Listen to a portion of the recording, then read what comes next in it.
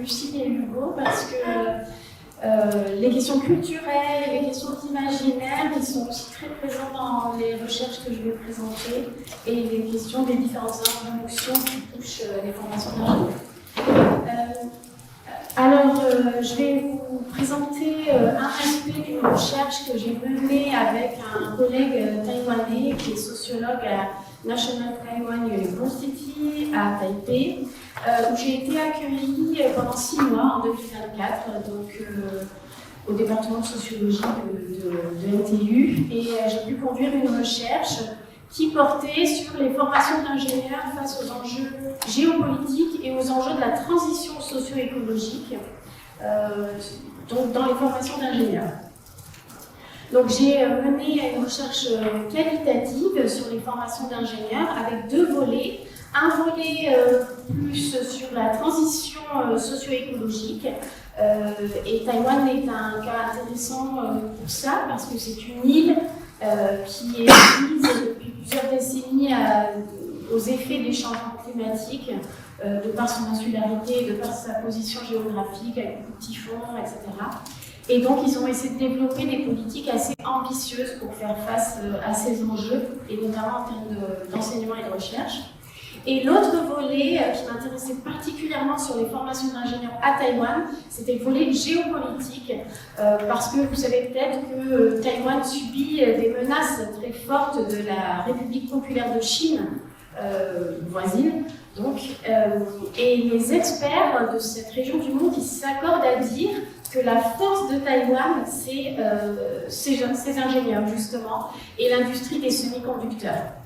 Et donc, c'était intéressant pour moi d'aller voir ce qui se passe dans les formations d'ingénieurs et comment ces enjeux géopolitiques, ils imprègnent les différents acteurs qui œuvrent pour les formations d'ingénieurs. Alors, je vais vous présenter juste, pas l'ensemble de mes recherches là-bas, bien sûr, mais juste un aspect. Alors, pourquoi je pense que ça peut être intéressant de voir ce qui se passe dans un pays assez différent de la France ou des différents pays d'Europe qui sont très présents dans la littérature aujourd'hui sur les formations d'ingénieurs. Le cas de Taïwan, il est intéressant parce que, comme je le disais, l'industrie des hautes technologies est très importante et elle est même devenue vitale pour l'économie de Taïwan, bien sûr, mais pour son existence même en tant que pays souverain. Et donc c'est pour ça que les Taïwanais considèrent l'industrie des semi-conducteurs comme la montagne sacrée qui protège Taïwan de l'invasion chinoise. Alors, juste quelques mots de mon cadre théorique et méthodologique. Moi,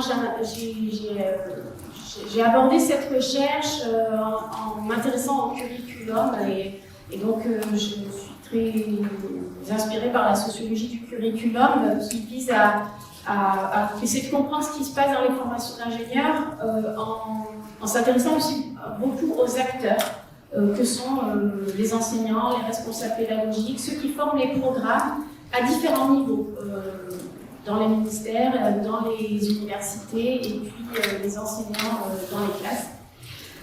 Donc j'ai conduit une recherche qualitative, donc pendant les 6 mois que j'étais là-bas, en portant une attention particulière aux représentations qu'ont les enseignants et les responsables pédagogiques à leurs objectifs et au sens qu'ils donnent à leur action concernant le curriculum. Voilà, et en essayant d'examiner tous les débats autour de la création des curricula. Alors j'ai mené environ une trentaine d'entretiens avec des enseignants et des responsables pédagogiques de 5 universités à Taïwan, National Taiwan University à Taipei, Taipei Tech, Taiwan Tech, tout ça à Taipei, et dans le sud aussi de Taïwan, à Taïwan, et puis dans une université qui est sur le Technopole où se trouve TSMC, la plus grosse entreprise de semi-conducteurs. Donc c'est des facultés d'ingénierie qui forment les ingénieurs qui vont directement travailler chez TSMC après. Et puis j'ai eu la chance de faire des entretiens aussi avec d'autres personnes, notamment la directrice de l'équivalent de la CTI locale, Conrad Young aussi, qui est un ingénieur dans le top management de l'entreprise TSMC, donc c'était très intéressant. Et puis l'équivalent du ministère de l'enseignement supérieur. Donc c'était des questions ouvertes en anglais avec des traductions occasionnelles en chinois sur certains mots. Et les résultats que je vais vous présenter aujourd'hui, c'est des résultats qui sont basés sur des données issues de plus particulièrement quelques questions. Quels sont les défis qui concernent la formation des ingénieurs à Taïwan, selon vous? Est-ce que les ingénieurs doivent être sensibilisés aux enjeux du développement durable? Et qu'est-ce que ça signifie pour vous? Alors, un point important, là je dis développement durable, mais dans mes recherches, j'ai employé le terme sustainability qui avait plus de sens pour mes interlocuteurs là-bas. Donc la traduction est un petit peu vague peut-être, mais voilà, c'est important de préciser. Juste quelques mots pour bien comprendre le contexte taïwanais, mais je vais essayer de faire très vite. Il y a eu une guerre civile en Chine en 1949 où Mao Tse-tung a pris le pouvoir et a établi la République populaire de Chine, que l'on connaît encore aujourd'hui. Et à ce moment-là, son rival, Chiang Kai-shek, a fui à Taïwan et a établi la capitale de la Chine à Taïwan, à Taipei. Et donc il y a eu deux Chines à partir de ce moment-là, la République populaire de Chine de Mao Tse-tung et la République de Chine de Chiang Kai-shek à Taïwan. Et l'ONU a reconnu la souveraineté et la légitimité de la Chine de Mao Tse-tung en 1971, ce qui fait qu'à partir de cette date, Taïwan n'a pas eu de reconnaissance officielle. Elle n'est pas reconnue par les Nations Unies comme un État, mais toutefois, c'est un pays qui fonctionne vraiment comme un État et qui a des relations diplomatiques avec tout un tas de pays dans le monde. Et c'est un pays qui est dans une zone géopolitique très tendue, notamment dans les rivalités entre les États-Unis et la Chine. Et puis, autre chose qui était important à dire, c'est que depuis la crise du Covid et les pénuries qui en ont résulté, l'importance stratégique de la production des semi-conducteurs est apparue vraiment en force. Et donc, la place de Taïwan dans cette échiquier géopolitique et économique. Aussi, alors ce qui m'intéressait, c'était de voir quel était le rôle attendu des ingénieurs à Taïwan dans ce contexte-là, sachant que en République populaire de Chine, sous le régime de Xi Jinping, les ingénieurs sont considérés comme des acteurs très très importants du pouvoir. Ils sont considérés comme le bras non armé en quelque sorte de la politique de Xi Jinping et du Chinese Dream. Xi Jinping vise à mettre la Chine sur l'échiquier international de manière très forte et les ingénieurs et les scientifiques ils sont vraiment considérés comme des acteurs très très importants dans ce projet politique et idéologique. Donc la question que je me suis posée, c'est qu'en est-il à Taïwan du rôle attendu des ingénieurs? Alors je vais mettre en avant quelques résultats que je trouvais intéressants et puis après j'essaierai de discuter un peu de ces résultats. Tout d'abord, les enseignants dans les facultés d'ingénierie, ils sont apparus dans les entretiens vraiment concentrés sur leurs objectifs disciplinaires et ils mettent en avant comme enjeu principal qui les omnibule au quotidien la crise démographique et le fait qu'il n'y a pas assez d'ingénieurs à Taïwan. Et ce qui fait aussi que vous formiez des ingénieurs en agriculture, en génie civil, en informatique, en tout ce que vous voulez, ils finissent tous chez TSMC dans une entreprise de semi-conducteurs. Donc ils sont très très demandés et voilà, il y a une crise démographique qui fait qu'il n'y a plus assez de jeunes à Taïwan dans notre pays, qu'il faut plus assez d'étudiants. Ce qui apparaissait aussi comme un résultat intéressant, c'est que ces enseignants dans les facultés d'ingénierie, ils visent des connaissances techniques ciblées, c'est vraiment leur objectif principal de former des ingénieurs très très pointus dans leur domaine, ce qui fait que les sciences humaines et sociales et tout ce qui ne relève pas de leur expertise technique, c'est vraiment considéré comme pas important du tout pour ces enseignants. Et enfin, ils ont des représentations très restrictives quand on leur parle de sustainability, de transition écologique, etc. Beaucoup n'ont pas vraiment réfléchi à ces questions-là. Alors, ce qui est important, ce qui est vraiment ressorti, c'est que les enjeux de la transition socio-écologique, elle se confrontent à Taïwan à d'autres enjeux qui sont extrêmement forts et qui prennent le dessus sur tout, et notamment le développement économique qui doit être assuré à tout prix.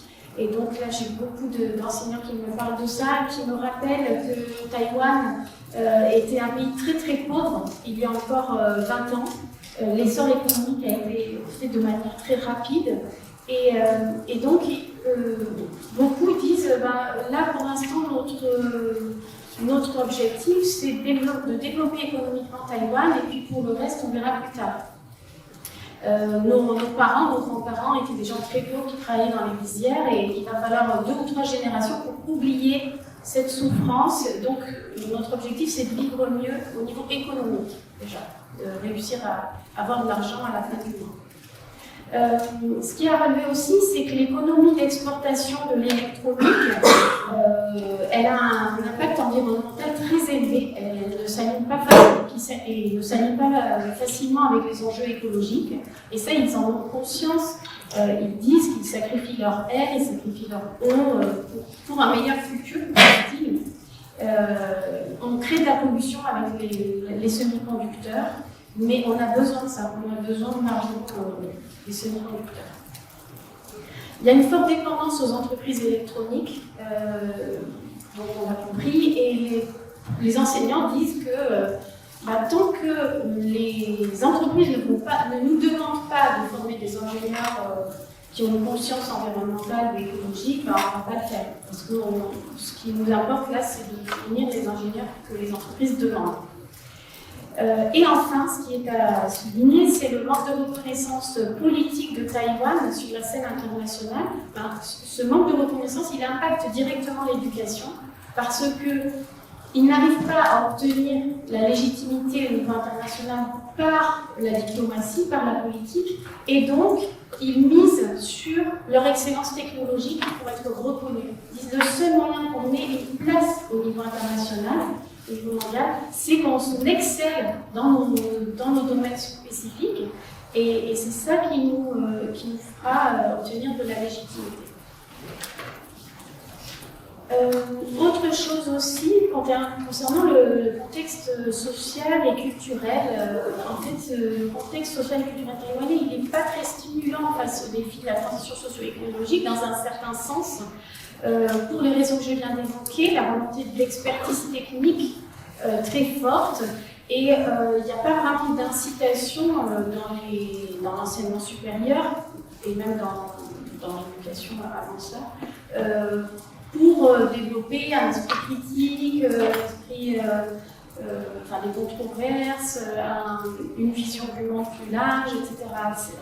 On est très éloigné de ça. Il y a un fossé profond qui apparaît en termes de prestige et de considération entre les sciences de l'ingénieur et les sciences sociales. Et ça peut se comprendre par l'itinéraire socio-historique de Taïwan avec 40 ans de loi martiale et de dictature sous Chiang Kai-shek, où parler de questions sociales, de problèmes sociaux, de questions politiques, c'était quelque chose de très dangereux. Donc dans l'éducation de l'enfant, on disait surtout mon fils ou ma fille ne parle pas de politique, ne parle pas de questions sociales, tu vas avoir des problèmes. Donc ça c'est très ancré encore aujourd'hui. Voilà, pour les raisons évoquées aussi, c'est l'objectif productiviste qui prime. Il faut former des membres productifs de l'industrie. On n'est pas là pour former des élites politiques ou des gens qui vont se préoccuper des questions sociales. Voilà ce qui ressortait beaucoup des entretiens. Et le fait aussi qu'il n'y ait pas... il y a un organisme d'accréditation des formations d'ingénieurs, mais ce n'est pas obligatoire d'avoir l'accréditation, donc en fait, peu de profs s'en préoccupent. Et il n'y a pas de recommandation spécifique dans les formations d'ingénieurs qui vient du ministère de l'Éducation et de l'Enseignement supérieur. En gros, il n'y a pas...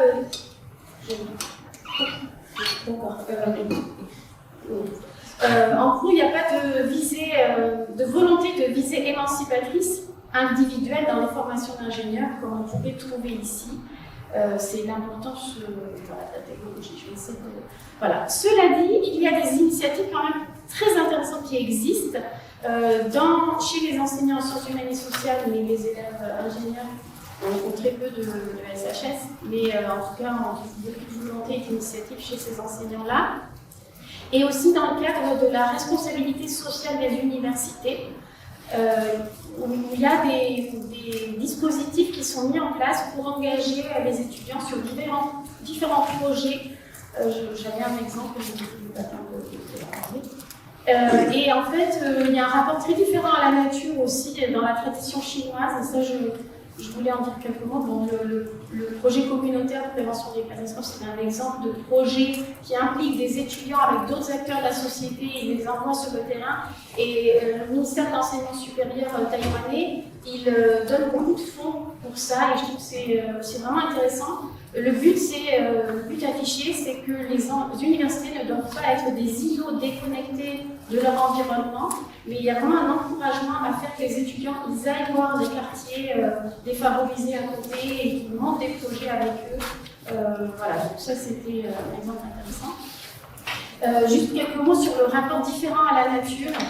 L'équivalent de nature n'existe pas en chinois et il y a des rapports moins binaires entre être vivant, humain et non humain.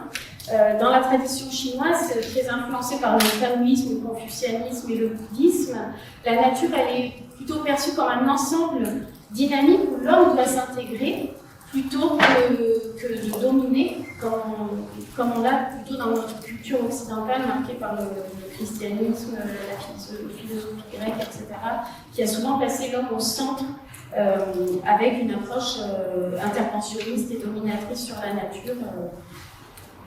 Voilà, donc là-bas, la nature est plutôt célébrée comme un espèce de méditation, de contemplation, d'harmonie spirituelle et d'inspiration. Et je trouve qu'il y a pas mal de choses qui nous peuvent nous faire réfléchir à tout ça. Donc du coup, j'ai pas mal de temps. Je sais pas si c'est des personnes j'ai pas le temps de dire... Oui, mais c'est pas très grave puisque après tu vas pouvoir faire un magnifique chapitre pour notre bouquin. Et puis il va y avoir des questions. Et voilà. Désolée de mais je comprends. parler de cette sujet. On va remercier Linda pour cette présentation.